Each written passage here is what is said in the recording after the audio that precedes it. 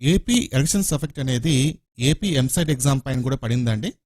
మనం ఈ వీడియోలో ఏపీ ఎంసెట్ ఎగ్జామ్ పోస్ట్పోన్ గురించి అలాగే కొత్త డేట్స్ గురించి తెలుసుకుందాం. వీడియోని పూర్తిగా చూడండి.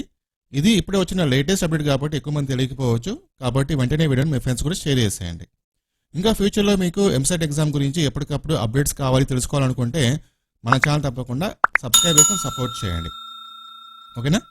సో నేను ఒక్క రోజులో 3,500 రూపీస్ ఎర్న్ చేశాను. Just mobile plus internet use చేసుకొని.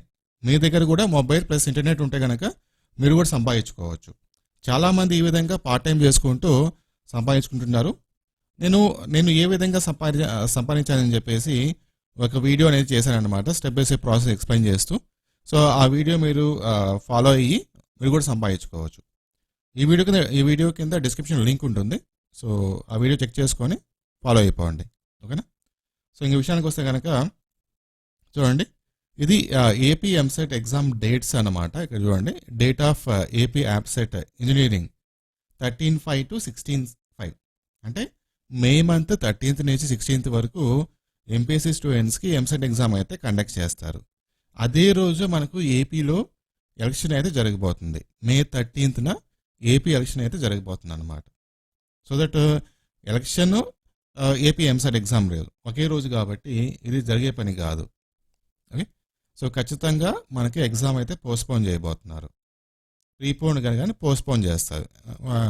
13 డేట్ కంటే కొంచెం తర్వాత అన్నమాట పోస్ట్పోన్ చేస్తారు. సో కొత్త డేట్స్ మనకు అనౌన్స్మెంట్ చేస్తారు. విత్ ఇన్ 1 or 2 daysలో మనకు అనౌన్స్మెంట్ చేస్తారు.